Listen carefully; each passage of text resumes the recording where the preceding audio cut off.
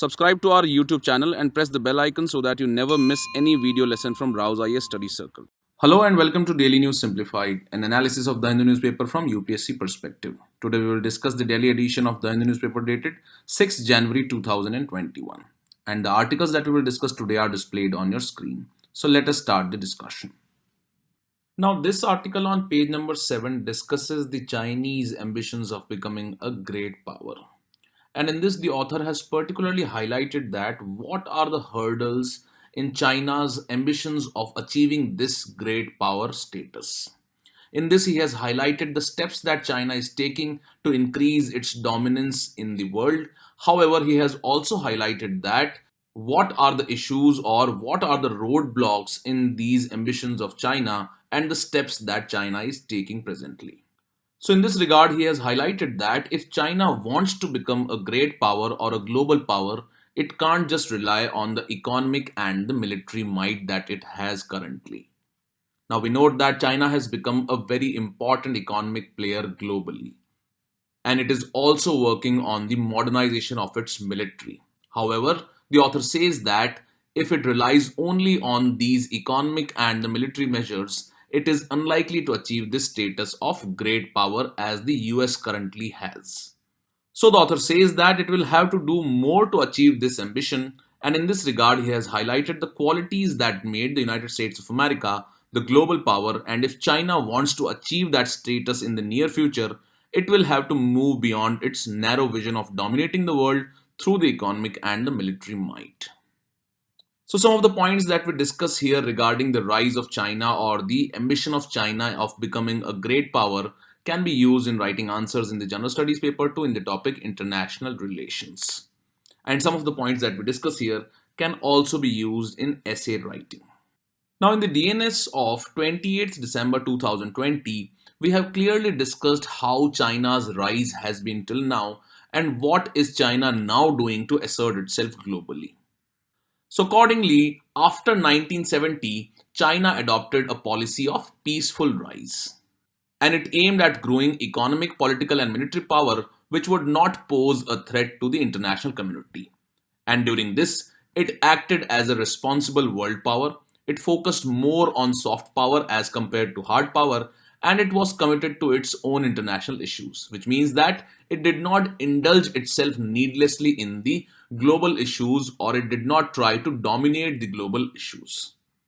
Further, China's rise was also benefiting other nations, and China came out to be the biggest exporter in the world. And that is why most of the economies of the world are presently coupled with the Chinese economy now. Further, China also aimed at peaceful resolution of the border disputes and it had relied on dialogue for solving the border issues with India. However, under the new President Xi Jinping, China has moved from this policy of peaceful rise to wolf warrior diplomacy, which means that it wants to become a global power to reckon with. And accordingly, it has taken various steps which highlight that China is asserting itself globally.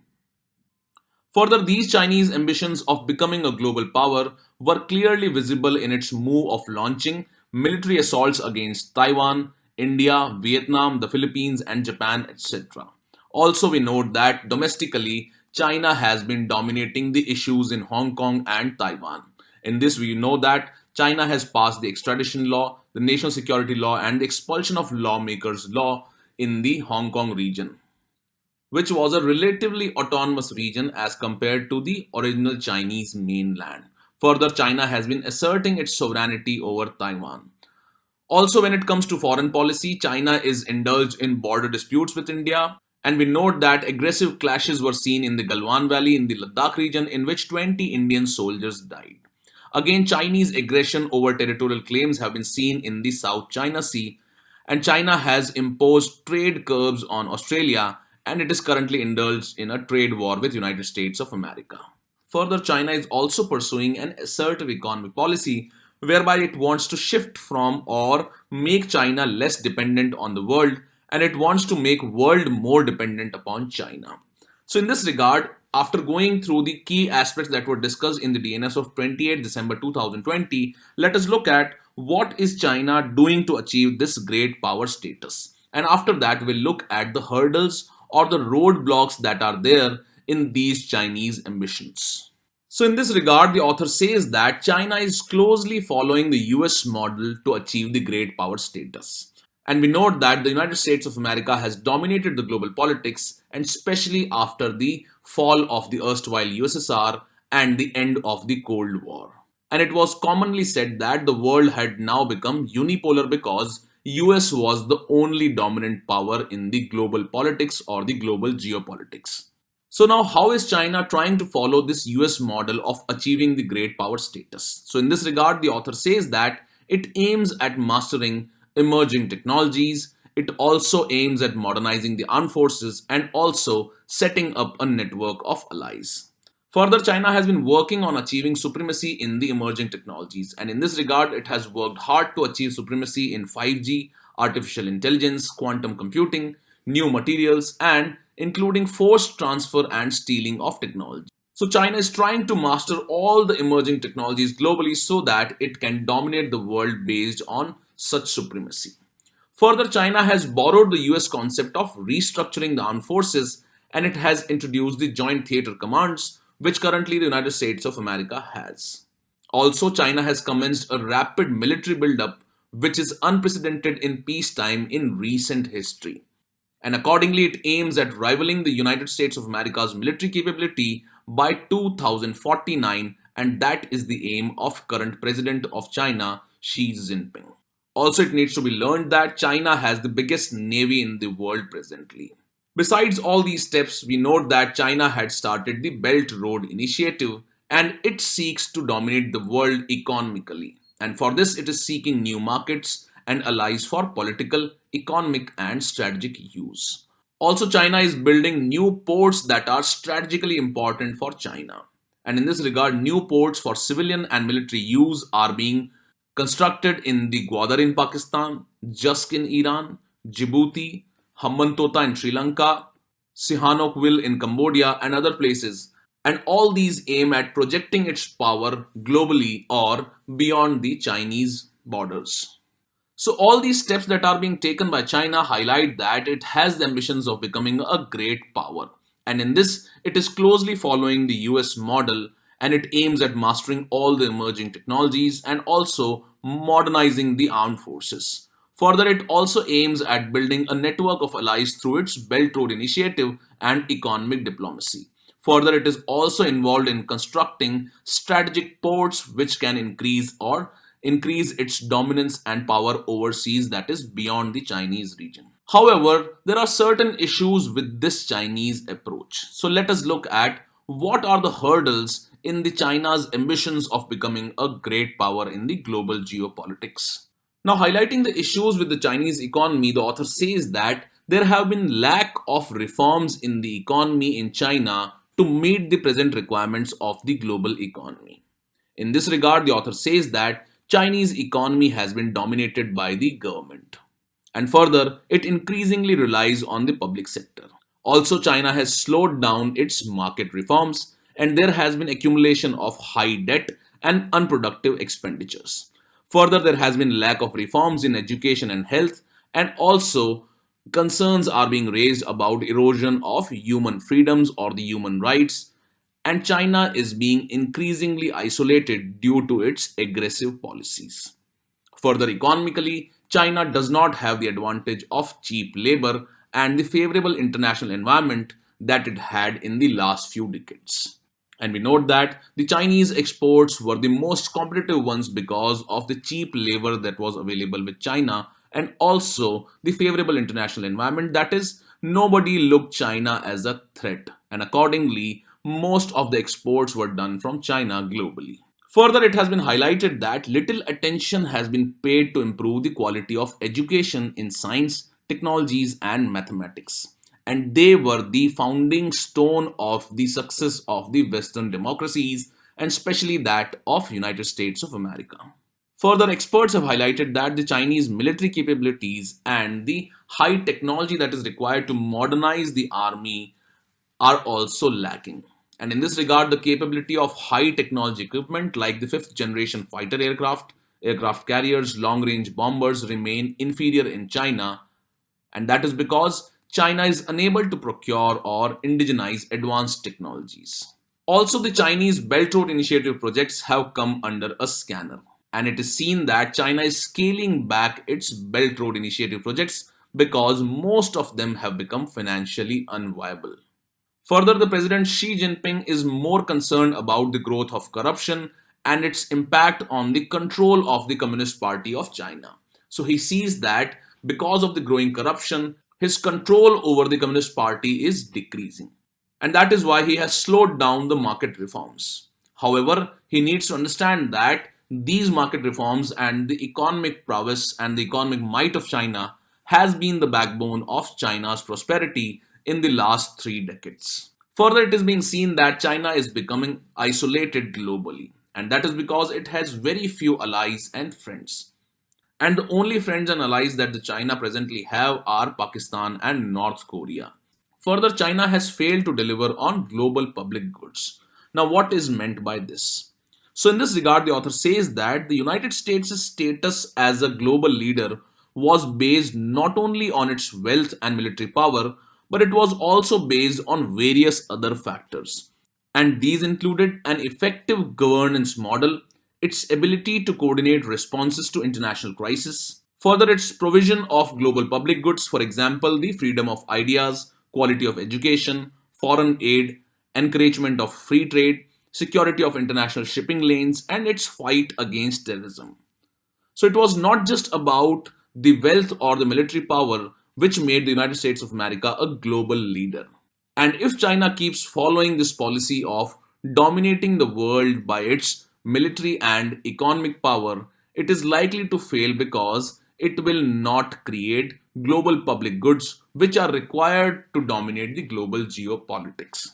So, in this regard, it is to be seen how the Chinese ambitions are going to play in the near future. However, the author is sure that these ambitions are likely to create various global crises and issues in the near future, especially because of the COVID 19 pandemic, which has adversely impacted the global economies. So, in this regard, it is to be seen that how the new president of United States of America forges alliances against China to stop the Chinese rise or Chinese ambitions of dominating the global politics.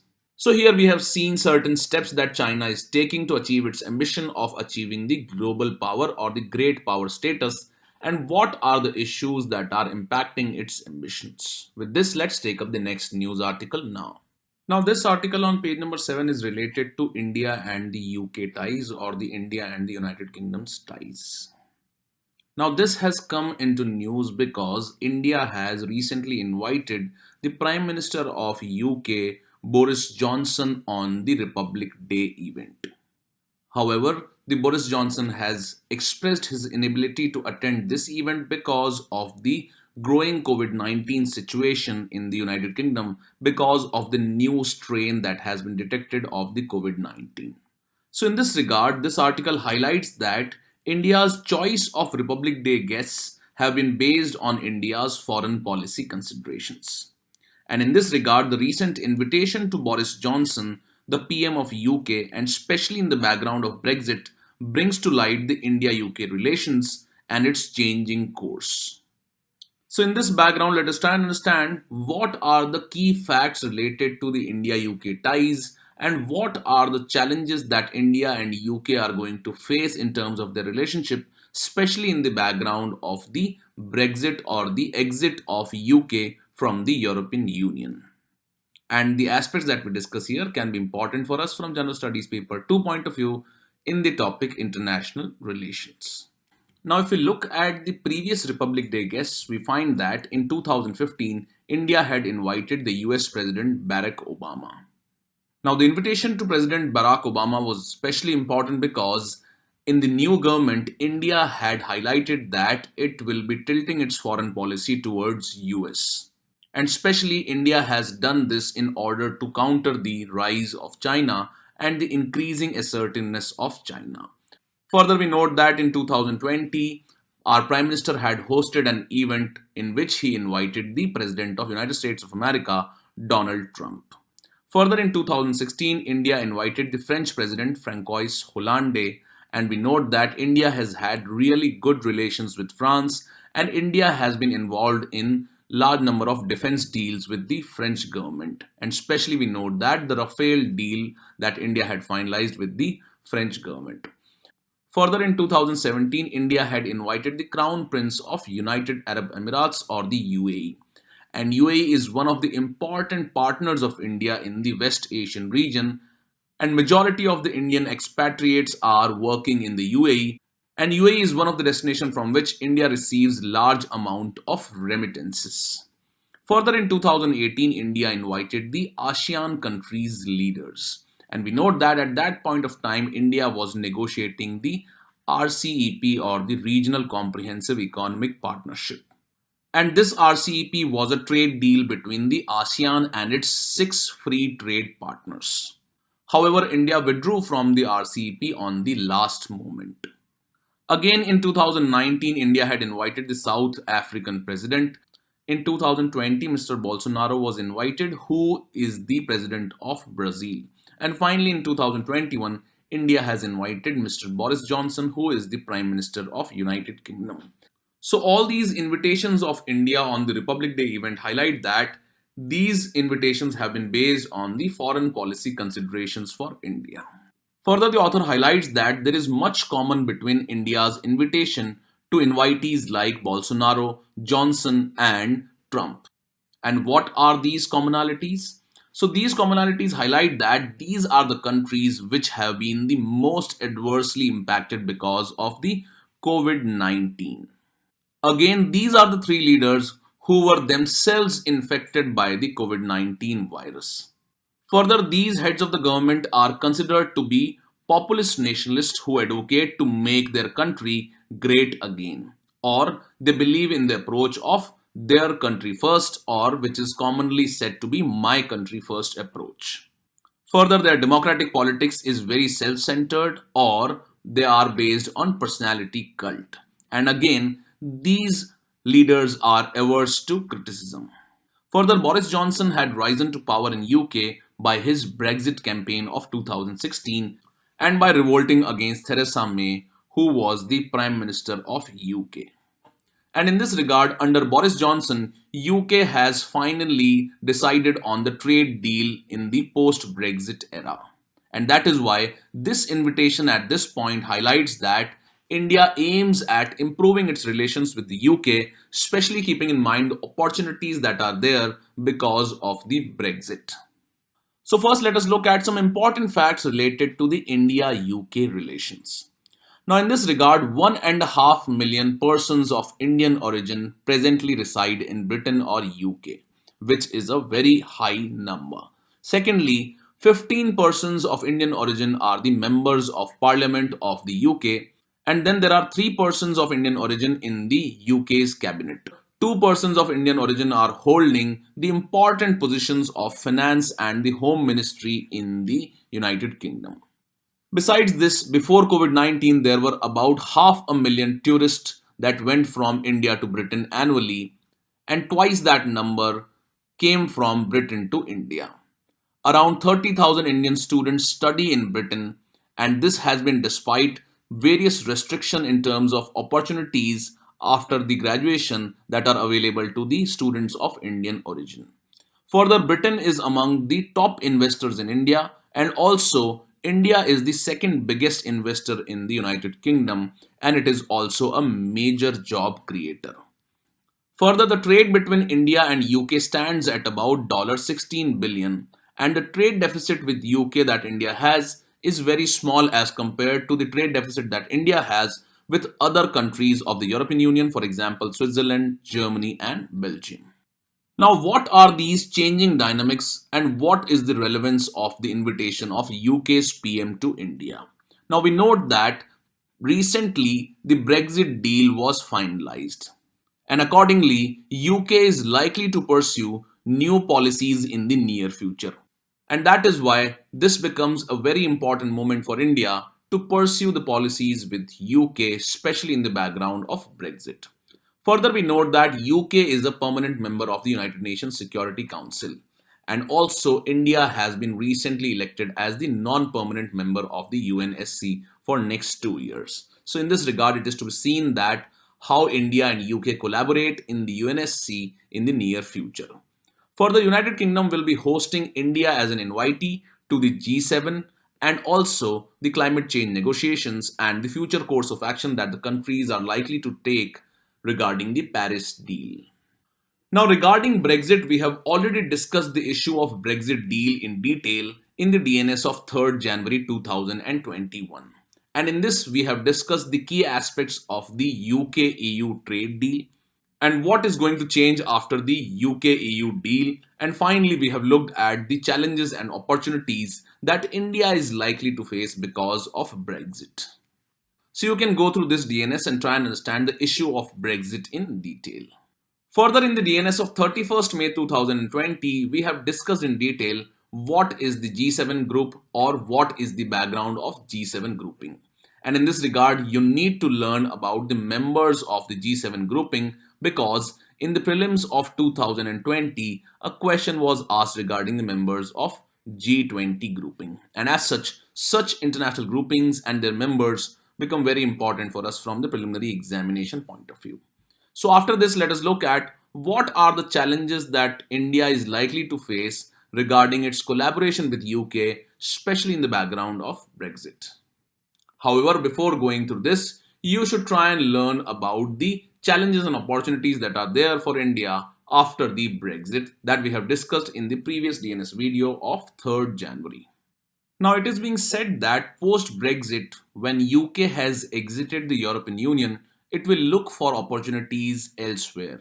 That is, it will look for improving the economic relations with various countries.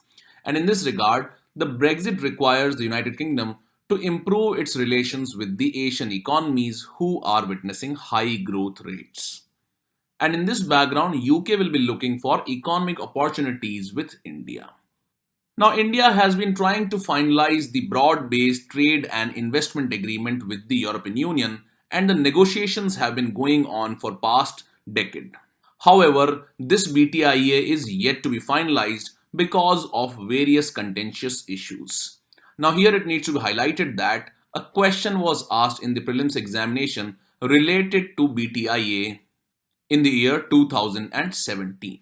Now, what are the issues that are present in the finalization of this trade deal with the European Union? So, in this regard, EU wants duty reductions on some of the products in which it has superiority. That is, it wants to gain the market access on these products, and these include automobiles, wines, and spirits. However, it wants India to open its financial sectors such as banking and insurance, postal, legal accountancy, maritime security, and retail. So these are basically the sectors in which EU considers that it has supremacy and it wants a favorable deal with India. However, we note that when it comes to services, India is a leading player globally. And in Indian economy, we note that the contribution of service sector to the GDP is amongst the highest. And accordingly, India wants free movement of its service professionals into the EU. Now, in this background, in this negotiation between India and EU, it is being said that UK was the biggest roadblock because UK was the one who was breaking this deal to be finalized between India and EU.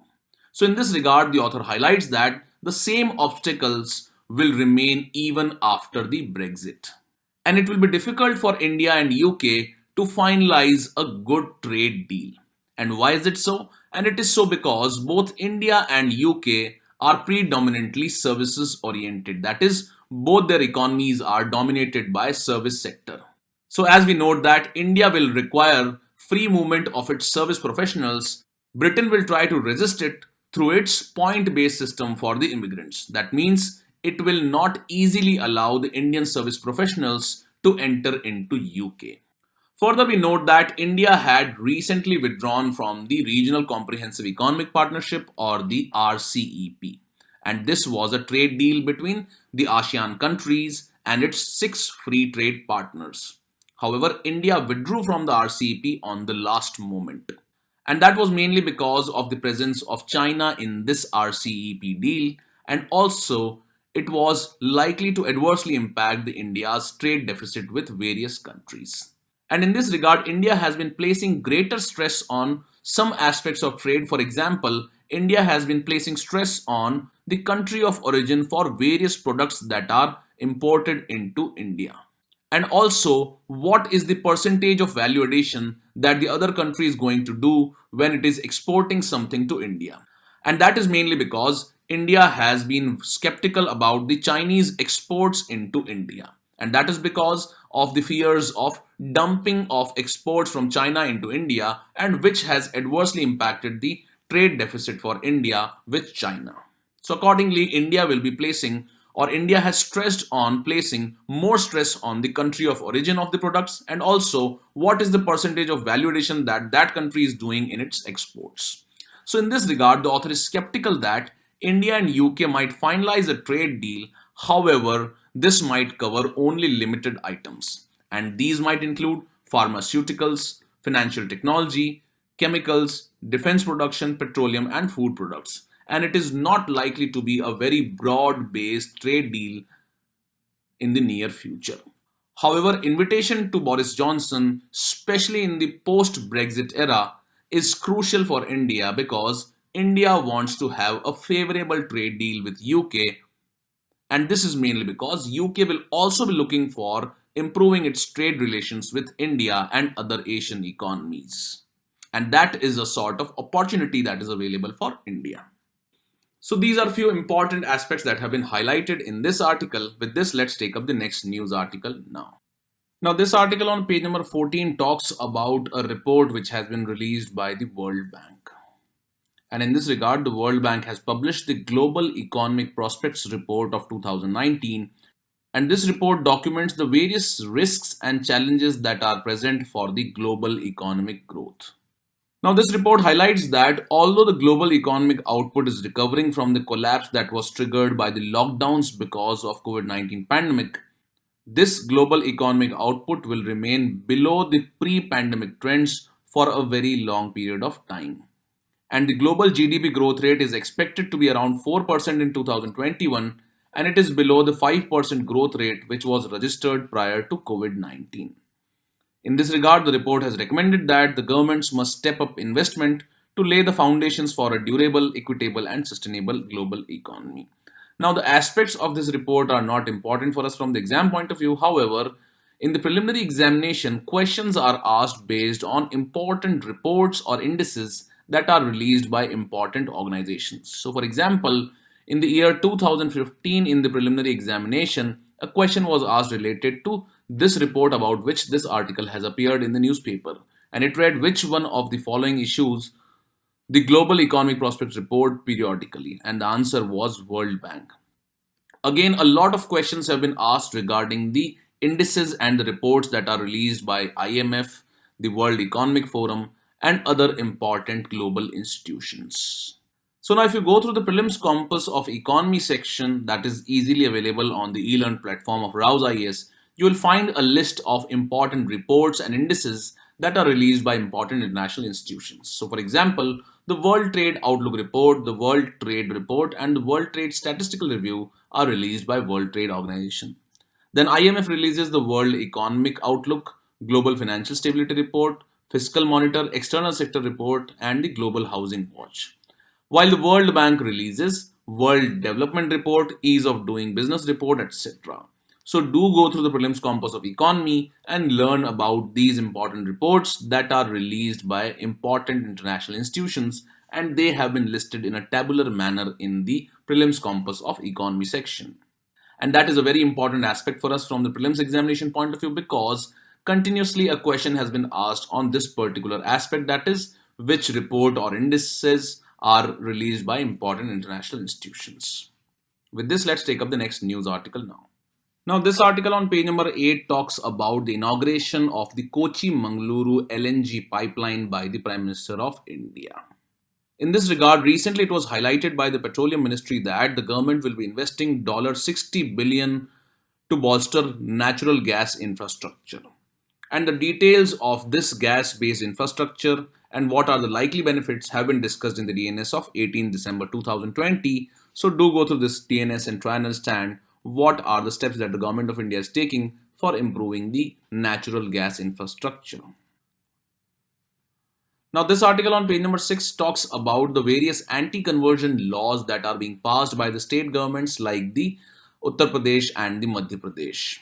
However, such anti-conversion laws have been seen to be infringing upon the right to privacy and the right to choice of the individuals to marry a person of their choice.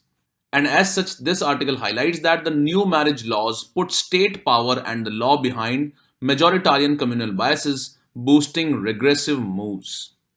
So, in this background, in the DNS of 4th December 2020, we have discussed in detail how these anti conversion laws come in contravention with the personal choices that have been guaranteed by the Constitution of India and through the various judgments of the Supreme Court. In this, we have highlighted the questions that were asked in the previous years in the mains examination and the preliminary examination related to this particular theme. So do go through this video and try and understand the issue of anti-conversion laws that are being passed and how it stands against the right to privacy and the right to choice that has been recently guaranteed by the judgment of the Supreme Court in the Puttaswamy judgment. With this, we conclude today's discussion, and this is the question for the day.